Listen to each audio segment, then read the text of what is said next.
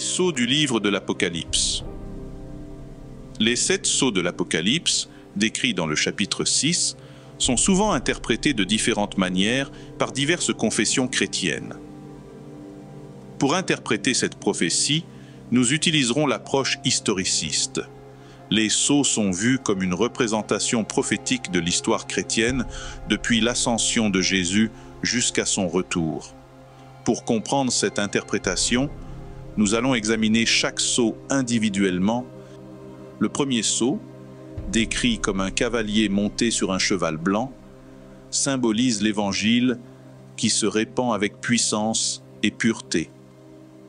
Ce cavalier représente la première période de l'Église chrétienne, une époque marquée par une foi pure et une mission ardente de prêcher l'Évangile.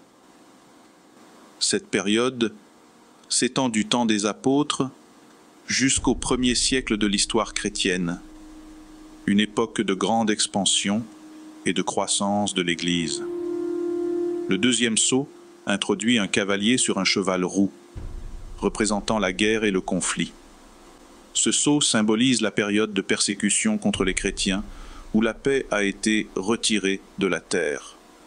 Cela correspond à l'époque des persécutions romaines contre les chrétiens, où des milliers de croyants ont été martyrisés pour leur foi. C'est une époque de grande épreuve pour l'Église, mais aussi de purification et de fidélité à Christ. Le troisième sceau révèle un cavalier sur un cheval noir, tenant une balance. Ce sceau représente la période de compromis et de corruption dans l'Église. Cela correspond à l'époque post-constantinienne, où l'Église, désormais alliée à l'État romain, a commencé à compromettre ses enseignements et ses pratiques pour obtenir le pouvoir politique. Cette période est marquée par la famine spirituelle, symbolisée par le manque de blé et d'orge, qui sont les symboles bibliques de la parole de Dieu.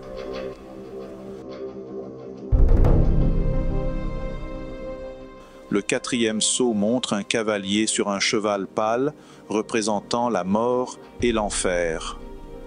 Cette période est associée au Moyen Âge, une époque de ténèbres spirituelles et de persécutions intensifiées, notamment à travers l'Inquisition et les croisades. La mort spirituelle a prévalu alors que l'Église s'est éloignée de la pureté de l'Évangile et des millions de personnes ont souffert sous des systèmes religieux corrompus. Le cinquième sceau présente les âmes des martyrs sous l'autel, criant pour la justice. Cela symbolise le cri de tous ceux qui ont souffert pour leur foi à travers les âges. Leur cri pour la justice n'est pas une demande de vengeance, mais une prière pour que Dieu mette fin à l'injustice sur terre et établisse son royaume de justice.